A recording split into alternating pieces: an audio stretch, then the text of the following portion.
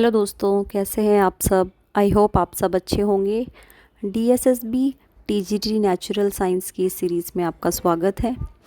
इस सीरीज़ में जैसा कि आपको पता है हम टॉपिक वाइज MCQs डिस्कस कर रहे हैं, जिसमें हम सभी MCQs को कवर करते हैं। ठीक है, तो आज का हमारा टॉपिक है इम्प्रूवमेंट इन फूड रिसोर्सेज। इस टॉपिक की एक वीडियो मैं ऑलरेडी शेयर कर चुकी हूँ, जिसमें हमने 30 क्वेश्चंस डिस्कस किए थे, और आज की इस वीडियो में हम और आगे क्वेश्चंस डिस्कस करेंगे। तो चलते हैं आज के फर्स्ट क्वेश्चन की ओर।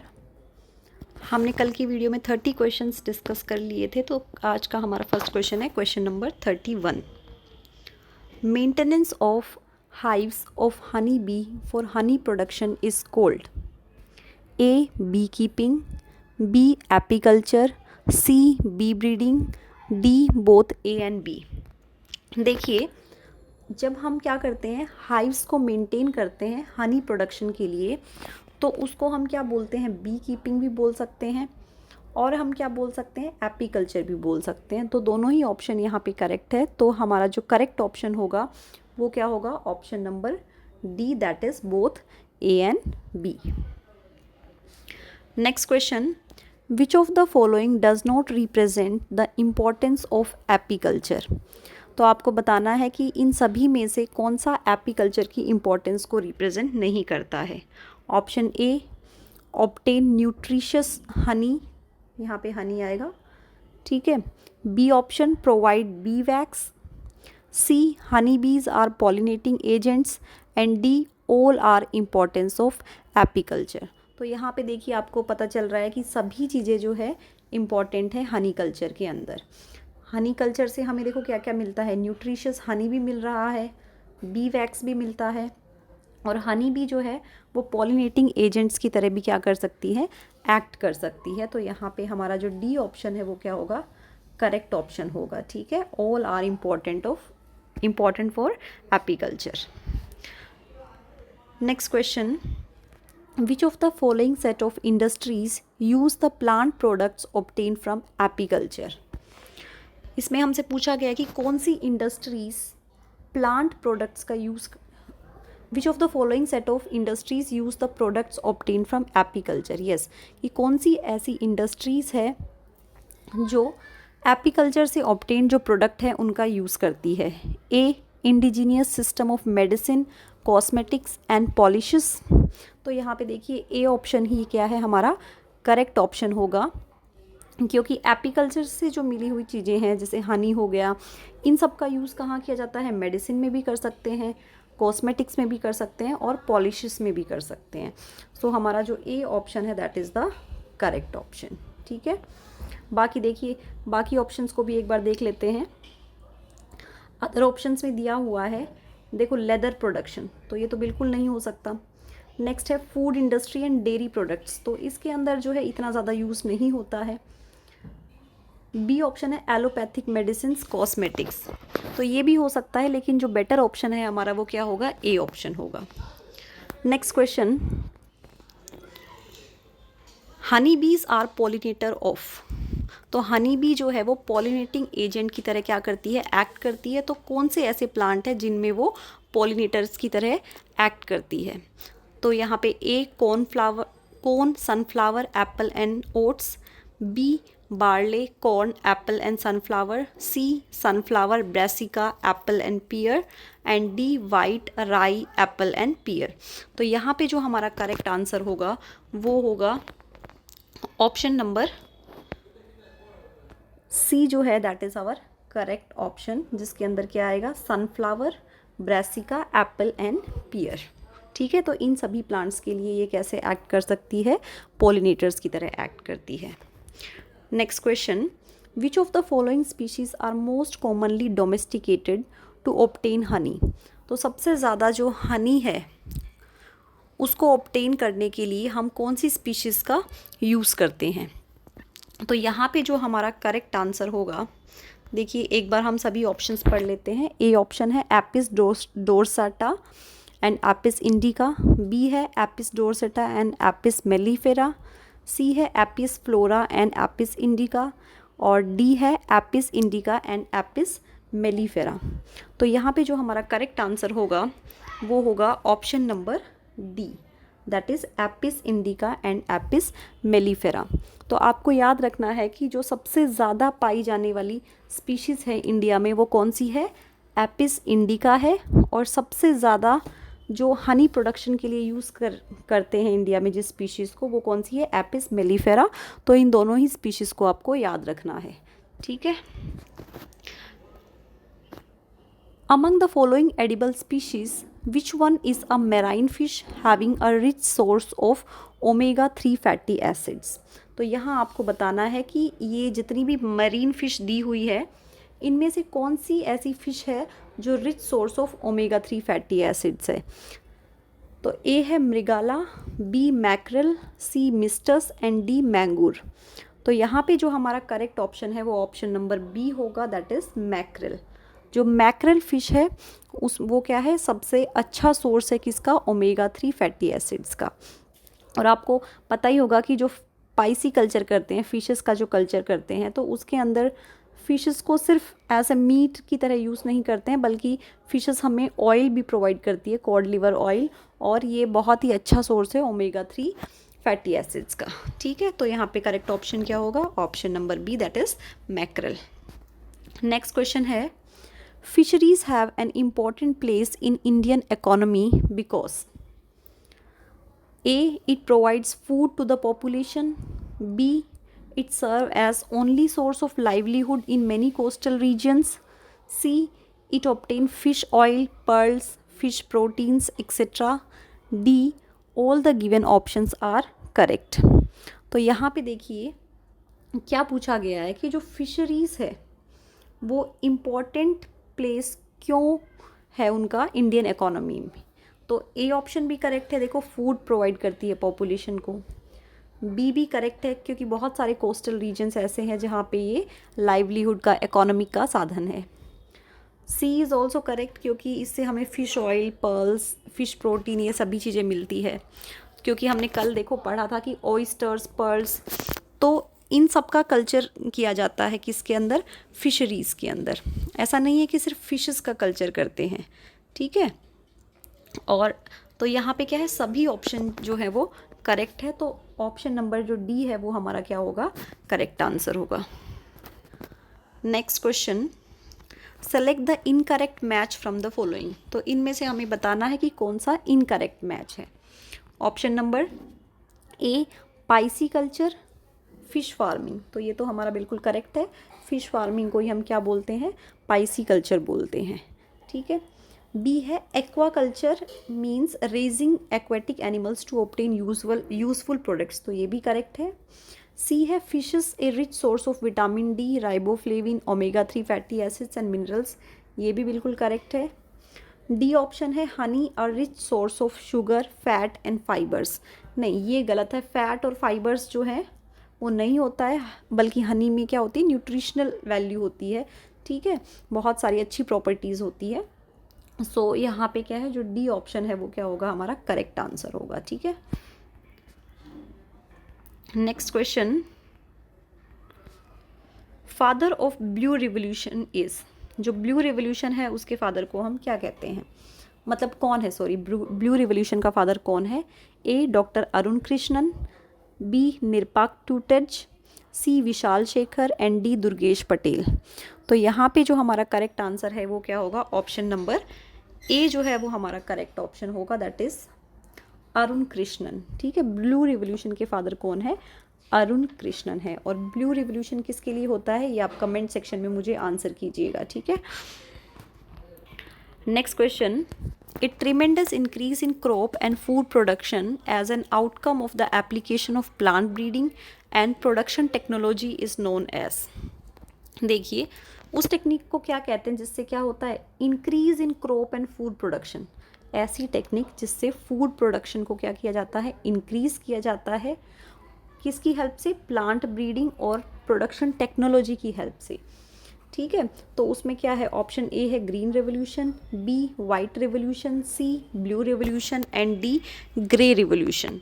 तो यहाँ पे देखिए किसकी बात की गई है, प्लांट्स की बात की गई है, फूड प्रोडक्ट्स की बात की गई है। तो इसके अंदर क्या आएगा, हमारा ए ऑप्शन जो है वो करेक्ट ऑप्शन होगा, क्योंकि ग्रीन रेवोल्यूशन जो है प्लांट से रिलेटेड होता है, ठीक है। वाइट जो है वो मिल्क प्रोडक्शन से होता है, ब्लू रिवोल्यूशन जो है फिशेस से होता है। तो ये सभी आपको याद रखना है। नेक्स्ट है father of green revolution in India is. तो अभी हमने पढ़ा कि ब्लू रिवोल्यूशन जो है उसके फादर कौन थे, डॉक्टर अरुण कृष्णन। तो ग्रीन रिवोल्यूशन जो है उसके फादर कौन है, A Verghese Kurien, B Vikram Sarabhai, C MS Swaminathan and D Homi J Bhabha. तो यहाँ पे हमारा जो करेक्ट आंसर है वो क्या होगा, option number C, that is MS Swaminathan, ठीक है। Next question, consider the following statements about plant breeding. तो हमें इन स्टेटमेंट के बारे में बताना है कि कौन सी करेक्ट है और कौन सी रॉन्ग स्टेटमेंट है। तो चलिए पढ़ते हैं।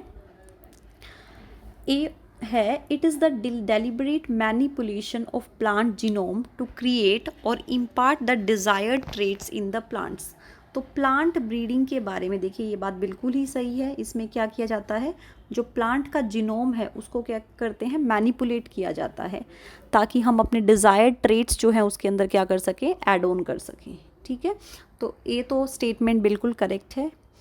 बी देखते हैं, it aims to obtain plant types with better productivity and disease resistance. यहाँ पे क्या पूछा गया है, यहाँ पे क्या बताया गया है कि इसका एम क्या है, ताकि बेटर प्लांट जो है वो ऑब्टेन कर सकें, जो जिसकी प्रोडक्टिविटी क्या है बहुत ज़्यादा होगी और वो डिजीज़ रेजिस्टेंस भी रहेंगे। तो बी जो है वो भी बिल्कुल करेक्ट स्टेटमेंट है। तो यहाँ पे जो हमारा करेक्ट आंसर क्या होगा, both A and B are true, जो कि कौन से ऑप्शन में है, फर्स्ट ऑप्शन में ही है। तो ए ऑप्शन जो है that is our correct option, ठीक है। Next question, a true breeding plant is. जो ट्रू ब्रीडिंग प्लांट है वो हम किसे कहते हैं, या क्या क्या क्वालिटीज़ होती है उनमें। A option, near homozygous and produce offspring of its own kind. B always homozygous, recessive in its genetic constitution. C one that is able to breed on its own. And D produce due to cross pollination among unrelated plants. तो यहाँ पे देखिए जो हमारा correct answer होगा वो क्या होगा, ऑप्शन नंबर ए जो है दैट इज़ करेक्ट। जो ट्रू ब्रीडिंग प्लांट है वो कैसे होते हैं, होमोजाइगस होते हैं, और जो ऑफस्प्रिंग प्रोड्यूस होते हैं वो भी क्या है, सेम टाइप के होते हैं, ठीक है। देखिए बी ऑप्शन में भी होमोजाइगस है, लेकिन यहाँ पे क्या दिया हुआ है, recessive in its genetic constitution, तो वो रिसेसिव नहीं होंगे यहाँ पे। तो हमारा ए ऑप्शन जो है वो राइट आंसर है। नेक्स्ट है, classical breeding approach uses the proven tools of. Classical breeding देखिए क्या होती है, जो हमारी ट्रेडिशनल ब्रीडिंग टेक्निक्स होती है उन्हीं को हम क्या बोलते हैं, क्लासिकल ब्रीडिंग। तो यहाँ पे आपको बताना है, ए ऑप्शन है hybridisation of pure lines and artificial selection of desired genotypes. B hybridisation of pure lines and genome manipulation of selected progeny. C incorporation of desired genes and artificial selection of progeny. और D है genome manipulation only. तो classical breeding में आपको बताना है कि यहाँ पे कौन सा ऑप्शन जो है वो करेक्ट होगा। तो इसमें क्या होता है, हाइब्रिडाइजेशन ऑफ प्योर लाइन्स, ठीक है, hybridisation of pure lines and artificial selection of desired genotypes. तो ए ऑप्शन जो है that is our correct option, ठीक है। ये ए ऑप्शन जो है वो क्या होगा, यहाँ पे करेक्ट होगा। प्योर लाइंस का क्या होता है, हाइब्रिडाइजेशन होता है और उसमें आर्टिफिशियल सिलेक्शन किया जाता है डिज़ायर्ड जीनोटाइप का, ठीक है। जीनोम मैनिपुलेशन नहीं होता है बिल्कुल भी, और डिज़ायर्ड जो जीन्स है उसका इनकॉर्पोरेशन भी नहीं किया जाता है, ठीक है। तो ए ऑप्शन जो है वो करेक्ट आंसर होगा। Which one of the following is not an objective of plant breeding. जो प्लांट ब्रीडिंग है उसका कौन सा ऑब्जेक्टिव नहीं है। A to improve crop productivity and quality. B to impart stress and pathogen resistance in crop plants. देखिए plant breeding से क्या है, हम अच्छी क्वालिटी के प्लांट्स जो है वो प्रोड्यूस करते हैं। तो ए ऑप्शन बिल्कुल सही है, जिसमें क्या कर सकते हैं, हम क्रॉप प्रोडक्टिविटी को और क्वालिटी को इंक्रीज़ कर सकते हैं। बी भी बिल्कुल करेक्ट है कि पैथोजन रेजिस्टेंस क्रॉप्स जो है हम डेवलप कर सकते हैं इसकी हेल्प से। बाकी के दो ऑप्शंस को और देख लेते हैं। सी है to increase tolerance of crop plants for insects pest, ये भी बिल्कुल करेक्ट है। एंड डी है all are objectives of plant breeding, तो यहाँ पे सभी ऑप्शंस करेक्ट है। तो जो हमारा करेक्ट ऑप्शन क्या होगा, option number D, that is all are correct. Next है which of the following set of factors cause environmental stress in plants, तो प्लांट्स में किसकी वजह से एनवायरमेंटल स्ट्रेस होता है, ठीक है। ए है pathogens, drought and flood, B salinity, extreme temperature and drought, C parasite, extreme temperatures and drought, और डी है पैरासाइट, पैथोजेंस एंड फ्लड। तो यहाँ पे जो हमारा करेक्ट आंसर बताइए क्या होगा। देखिए इसमें हमसे क्या पूछा गया है, एनवायरमेंटल स्ट्रेस की बात की गई है, और एनवायरमेंटल स्ट्रेस के अंदर हम कौन से फैक्टर्स देखते हैं, एबायोटिक फैक्टर्स देखते हैं। तो एबायोटिक फैक्टर्स देख लेते हैं एक बार कौन कौन से। देखो यहाँ पे ए ऑप्शन में आ गया पैथोजन, जो कि क्या है, बायोटिक फैक्टर है, तो ये नहीं होगा। डी, सी और डी में भी क्या आ गए हैं, पैरासाइट्स आ गए हैं, तो ये भी नहीं हो सकते। तो जो हमारा करेक्ट आंसर होगा वो क्या होगा, ऑप्शन नंबर बी, जिसमें सारे ही एबायोटिक कंपोनेंट्स दिए हुए हैं, जो कि है salinity, extreme temperature and drought condition, ठीक है। नेक्स्ट क्वेश्चन है sum total of all the hereditary material belonging to single species is known as. देखो sum total of all hereditary material, मतलब सभी जो हेरिडिटरी मटेरियल है उनका जो टोटल है, अगर वो सेम स्पीशीज से भी, सिंगल स्पीशीज से बिलोंग करते हैं तो उसको क्या कहते हैं, A genotype, B germplasm, C hybrid, या डी कल्टीवर। तो यहाँ पे जो हमारा करेक्ट ऑप्शन होगा वो क्या होगा, option number B, that is germplasm. Germplasm क्या होता है, जिसके अंदर जितने भी हेरिडिटरी मटेरियल है जो सिंगल स्पीशीज से बिलोंग करते हैं उसका सम टोटल जो है हम देखते हैं, तो जर्म प्लाज्म जो है हमारा करेक्ट आंसर होगा। Next question, the new cultivars produced by plant breeding programmes are evaluated. A option है yield, B morphological and quality traits, C resistant to disease and stress, and D all the given choices are correct. तो यहाँ पे क्या है, जो new cultivars होते हैं, plant breeding से जो न्यू कल्टीवर प्रोड्यूस किए जाते हैं, वो किस किस चीज़ को इवैल्यूएट करते हैं, यानी कि क्या क्या चीज़ें हैं जिनको कंसिडर करते हैं। तो उसमें यील्ड भी इम्प्रूव करनी पड़ती है, मॉर्फोलॉजी एंड क्वालिटी ट्रेट्स भी देखे जाते हैं, डिजीज़ रेजिस्टेंस भी होते हैं। तो यहाँ पे क्या आएगा, ऑल आर करेक्ट, ठीक है। देखिए यहाँ पे सभी बातें जो हैं अच्छी अच्छी दी गई हैं, प्लांट्स की क्वालिटी को इम्प्रूव करने की बात दी गई है, तो सभी ऑप्शंस क्या होंगे यहाँ पे हमारे करेक्ट ऑप्शन होंगे। नेक्स्ट क्वेश्चन है the new 49 question number, yes. Which of the following factors were responsible for limited agricultural production after the independence of India? देखिए यहाँ पे पूछा गया है इंडिया के इंडिपेंडेंस के बाद कौन से ऐसे फैक्टर्स हैं जो लिमिटेड एग्रीकल्चर प्रोडक्शन के लिए रिस्पॉन्सिबल है। A limited land for agriculture and scarce resources, तो बिल्कुल सही बात है कि यहाँ अब क्या हो गया है, आफ्टर इंडिपेंडेंस जो लिमिटेड लैंड अवेलेबल है एग्रीकल्चर के लिए और रिसोर्सेज की भी कमी थी, इस वजह से क्या है, लिमिटेड एग्रीकल्चर प्रोडक्शन था। बी देखो सीजनल रेनफॉल इन डेजर्ट, ये तो नहीं होगा क्योंकि इंडिपेंडेंस के बाद का इफेक्ट सीजन से कोई लेना देना नहीं है। Lower temperature conditions in northern plain, no. A small fraction of population involve in agriculture activity, ये भी गलत है। तो जो ए ऑप्शन है that is our correct option. Next question, the key strategies targeted by doctor Norman E Borlaug that resulted in green revolution in the world were A. development of sugarcane cultivars with insect pest resistance, B. development of high yielding wheat cultivars with desired agronomical traits to realize the maximum productivity, C. development of maize cultivars with disease resistance, and D. all the given options are correct। तो यहाँ पे देखिए correct option क्या होगा हमारा? Option number B जो है that is our correct option. ठीक है, यहाँ पे क्या पूछा गया है कि जो डॉक्टर नॉर्मन ई बोरलॉग थे जिन्होंने ग्रीन रेवोल्यूशन के बारे में बात की थी, तो उनकी स्ट्रेटजीज जो है वो क्या थी? तो क्या स्ट्रेटजीज थी? Development of high yielding wheat cultivars with desired agronomic traits to realise maximum productivity. तो मैक्सिमम प्रोडक्टिविटी व्हीट की हो सके, तो यही क्या था उसका एम था या स्ट्रेटजीज थी। Next question, which of the following set of traits correctly represent the feature of semi-dwarf varieties developed by Dr. Norman E. Borlaug? तो जो नॉर्मन ई बोरलॉग है उन्होंने क्या है सेमी ड्वार्फ वेराइटीज़ जो है वो डेवलप की थी, तो उनका कौन सा ट्रेट यहाँ पे करेक्टली रिप्रेजेंट किया गया है? A, better crop production and lodging resistance, B, adapted to local climate condition and lodging resistance, C, high yielding adapted to local climate condition, lodging resistance, and D, lodging resistance and better crop yield।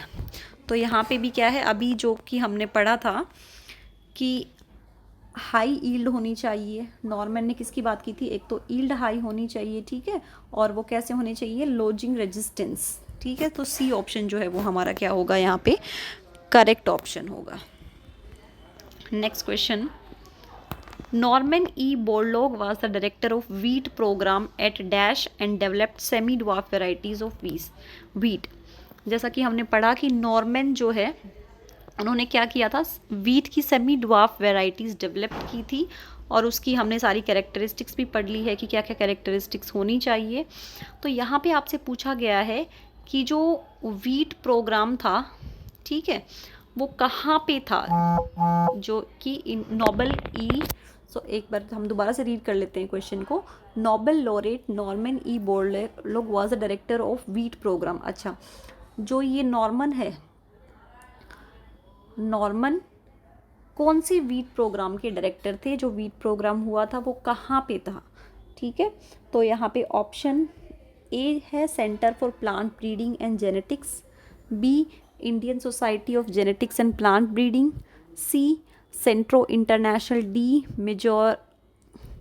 D मेजोरेमिएटो, डी मेज वाइट ट्राइगो, और D है international centre for plant breeding education and research. तो यहाँ पे जो है आंसर होगा हमारा वो क्या होगा? सी ऑप्शन जो है that is our correct option. ठीक है, Centro International, de Mejoramiento, de Maiz वाइट ट्राइगो। तो आप वाइट ट्राइगो से के नाम से याद रख लो कि इसके क्या थे? वो डायरेक्टर थे। ठीक है, नेक्स्ट क्वेश्चन है, the dash and dash were the rust resistant high yielding variety of wheat introduced in India from Mexico.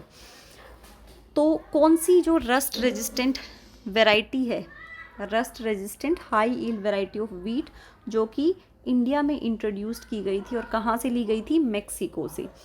ए है कल्याण सोना एंड सोनालिका, बी है TN1 and Sonalika, C IR8 and Kalyan Sona, D IR8 and TN1। तो यहाँ पे जो हमारा correct answer होगा वो क्या होगा? ऑप्शन नंबर ए जो है that is our correct option, Kalyan Sona and Sonalika. ठीक है, आपको याद रखना है कि देखो सोना सोना नाम से जो भी आ रहा है तो वो किसकी वैरायटी होती है? व्हीट की वैरायटी होती है। तो कल्याण सोना एंड सोनालिका ये दोनों ही वैरायटी ऐसी है जो कि कहाँ से इंट्रोड्यूस की गई थी? मेक्सिको से इंडिया में इंट्रोड्यूस की गई थी, और ये बहुत ही हाई यील्डिंग वैरायटी है जो कि रस्ट रेजिस्टेंस भी है। ठीक है, next question, the photo period insensitive wheat and rice varieties are beneficial because A, they are disease resistant, B, it allow the late planting of the crop, C, these varieties could be grown in non-traditional regions, and D, both B and C। तो यहाँ पे क्या आएगा? देखिए D option जो है यहाँ पे हमारा करेक्ट ऑप्शन है, क्योंकि दोनों ही बातें जो बोली गई हैं दे आर करेक्ट। जो बी स्टेटमेंट है, it allow late planting of crop, ये भी सही है, और सी भी सही है, these varieties could be grown in non traditional region में भी हम क्या कर सकते हैं? इनको ग्रो कर सकते हैं। ठीक है, both are correct related to insensitive wheat and rice varieties. ठीक है. Next question, the scientific name of Indian cane is. तो यहाँ पूछा गया है कि जो इंडियन शुगर केन है उसका साइंटिफिक नेम जो है वो क्या है. तो यहाँ पे हम डायरेक्टली ऑप्शन देख लेते हैं. करेक्ट जो ऑप्शन है वो क्या होगा, सैक्रम बारबरी. जो सैक्रम बारबरी है वो क्या है, करेक्ट नेम है किसका, इंडियन शुगर केन का. ठीक है, सैक्रम बारबरी आपको याद रखना है. नेक्स्ट क्वेश्चन है, the objective of development of disease resistance in crop plants are. देखो जो डिजीज रेजिस्टेंस क्रॉप प्लांट्स बनाने का ऑब्जेक्टिव है वो क्या था, क्या एम था. A, to reduce or prevent the invasion, growth and development of pathogen. B, to reduce dependence on the use of fungicide and बैक्टीरियोसाइड्स.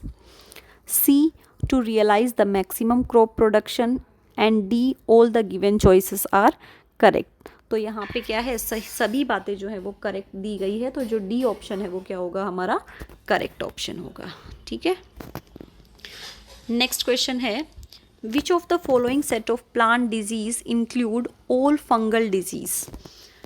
तो यहाँ पूछा गया है कि कौन सी प्लांट डिजीज है जिसके अंदर सारी ही फंगल डिजीजेस दी गई है. तो यहाँ पे क्या होगा, एक बार हम पढ़ लेते हैं सभी को. A, turnip mosaic, black rot of crucifers and brown rust of wheat. B, black rot of crucifers, brown rust of wheat and red rot of sugar cane. C, brown rust of wheat, red rot of sugar cane and late blight of potato. और D, tobacco mosaic, black rot of crucifers and brown rust of wheat. तो यहाँ पे देखिए जो C option है वो क्या है, हमारा करेक्ट ऑप्शन होगा. ये देखो आपको याद रखना ही पड़ेगा, इतनी सारी डिजीज़ है ये, तो इनको आपको ध्यान रखना पड़ेगा. ब्राउन रस्ट जो वीट में होती है वो भी क्या है, फंगल डिजीज़ है. रेड रोट जो शुगर केन में है वो भी फंगल डिजीज़ है. और लेट ब्लाइट ऑफ पोटैटो जो है वो भी क्या है, फंगल डिजीज़ है. ठीक है, याद रखना है. वीट में कौन सा रस्ट होगा, ब्राउन रस्ट. शुगर केन में रेड रस्ट और रेड रोट. और पोटैटो में लेट ब्लाइट. ठीक है. Next question, which of the following statements correctly differentiate conventional breeding technique for the disease resistance in plant from mutational breeding. तो आपको बताना है कि कन्वेंशनल ब्रीडिंग और जो म्यूटेशनल ब्रीडिंग है वो उनके बारे में कौन सी चीज़ डिफ्रेंशिएट कर रही है यहाँ पे. ए ऑप्शन है, mutational breeding screens germplasm for the source of disease resistance jeans.